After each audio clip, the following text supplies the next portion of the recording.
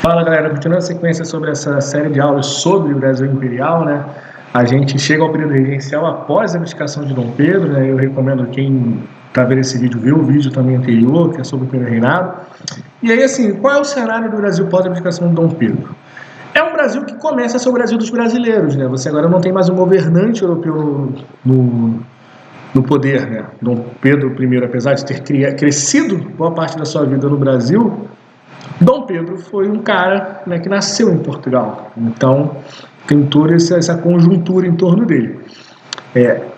Só que esse Brasil não é único, né? Não é unitário, esse Brasil ele não é uníssono, ele tem suas divisões, né, que estão basicamente entre dois grupos, os liberais moderados, que é uma galera que vai, digamos assim, se identificar com um modelo de governo em que você vai, digamos assim, olha, vamos com calma com as mudanças, nada muito abrupto, nada muito desesperador, porque senão podem gerar novos problemas para a gente, né? Esses grupos, ele vai se caracterizar, em sua maioria das vezes, por defender o seguinte: olha, o poder ele tem que ser centralizado, né? Essa coisa de você ter ideias mais radicais, de que a monarquia não deve existir, isso não pode, digamos assim, prevalecer no Brasil. O que é preciso que prevaleça no Brasil é um conjunto de ideias que vão dar moderação, que vão dar calma, que vão dar tranquilidade, né, ao governante eleito.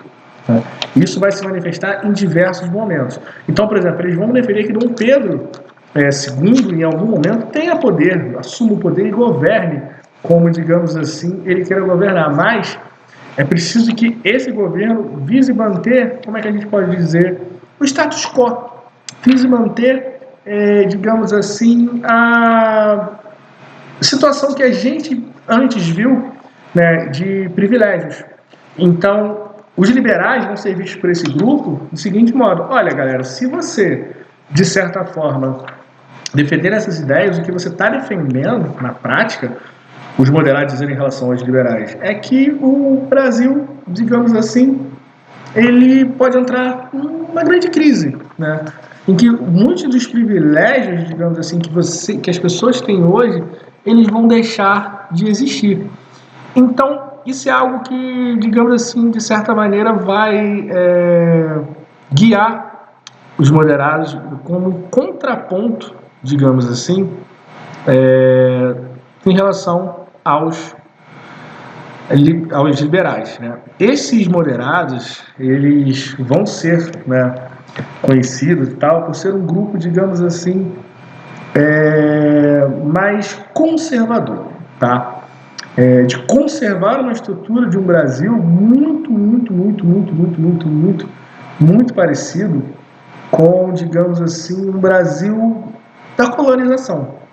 E esse grupo é o grupo que, de certa forma, é o grupo que vai vencer essa disputa.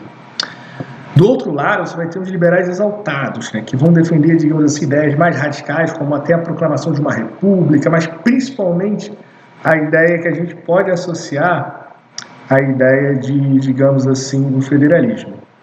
É uma coisa que essa galera vai defender muito, né? Então, assim, eles vão defender que existam, né, mudanças no Brasil que deem mais poder aos estados, mais autonomia aos estados e, consequentemente, menos poder a Dom Pedro. É o que vai distinguir esses dois grupos.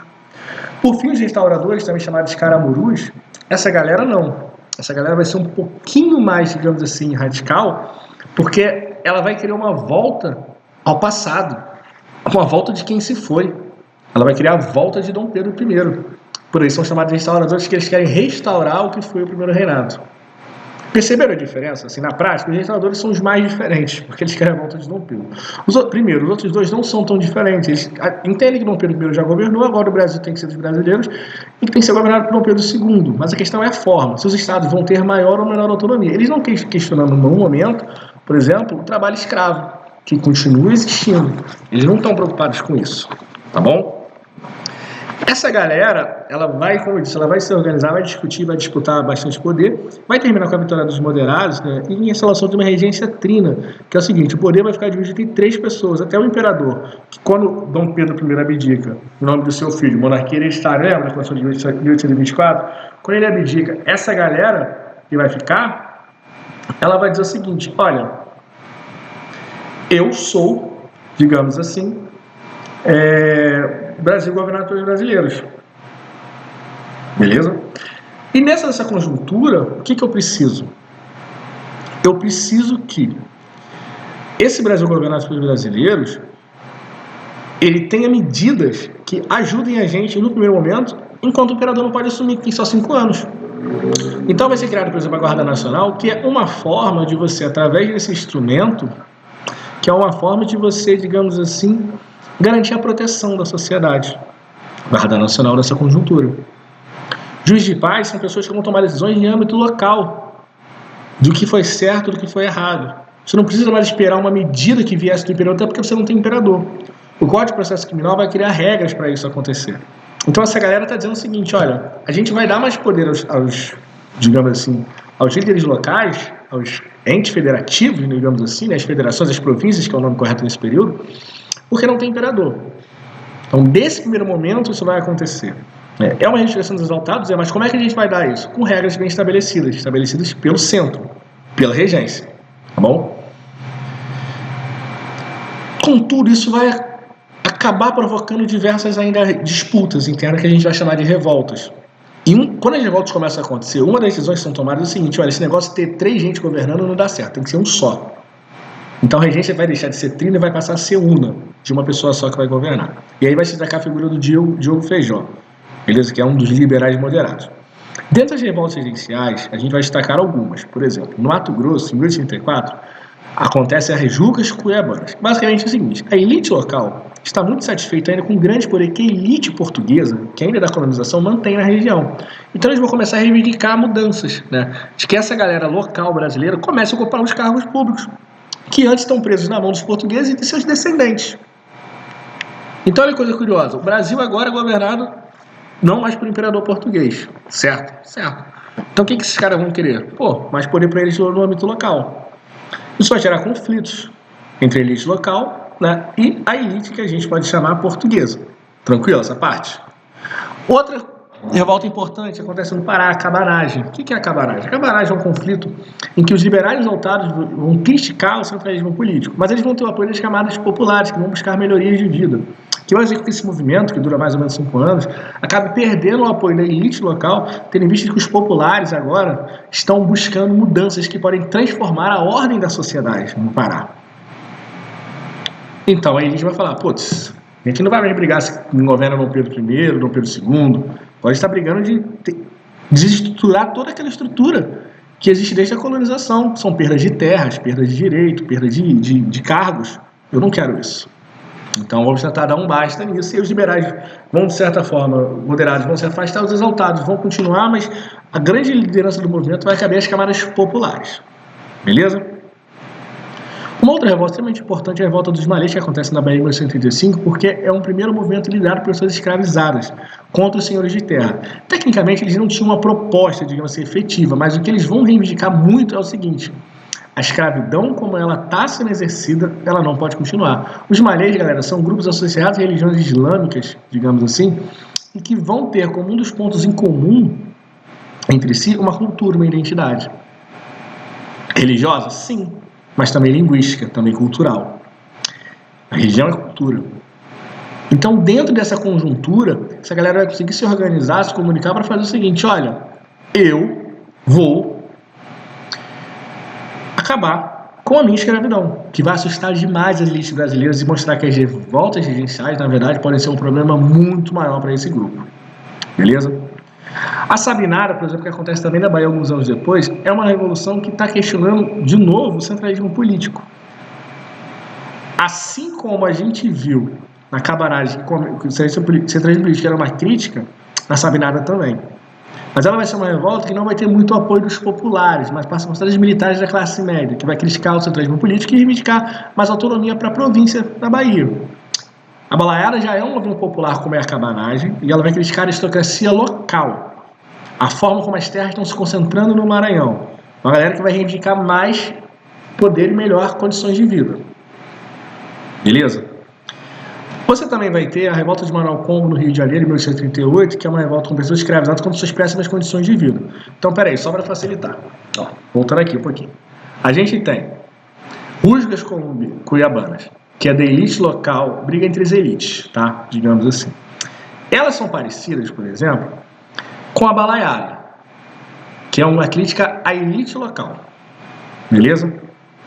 Só que a Balaiada tem uma participação popular muito parecida, não igual, com a cabanagem. Percebe? Popular mesmo é a revolta dos Malês e a revolta de Manuel Congo, que tem a participação efetiva das pessoas escravizadas dentro desse processo. A Sabinada, ela se enquadra como um momento de crítica ao centralismo político, muito parecido também com o que é a cabanagem nesse aspecto, mas ela vai ser guiada por pessoas das classes médias, que não vão radicalizar o movimento, como acontece na cabanagem, como acontece na Balaiada, como acontece na revolta dos Malês, como acontece na revolta de Manuel Congo.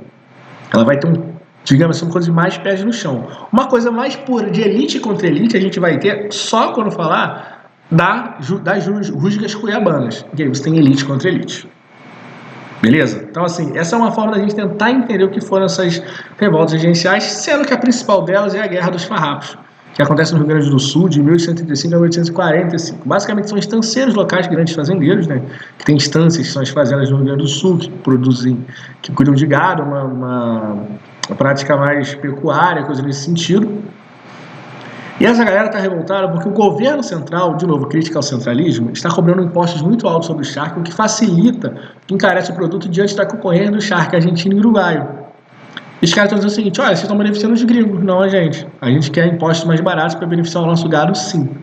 Então, nesse processo de crítica, de conscientização, eles vão ampliar as suas reivindicações para chegar à necessidade, chegar ao momento que você consegue obter mais autonomia política. E aí você vai ter em Rio Grande do Sul sendo criada a República de Piratini e em Santa Catarina a República Juliana, que são perspectivas de separação agora dessas regiões do Brasil, porque eles não querem mais continuar fazendo parte de um governo que não respeita, que favorece os estrangeiros. Digamos assim, já que é muito bom você favorecer a Argentina e o Uruguai, então beleza, então faz o seguinte comigo, irmão, vem cá.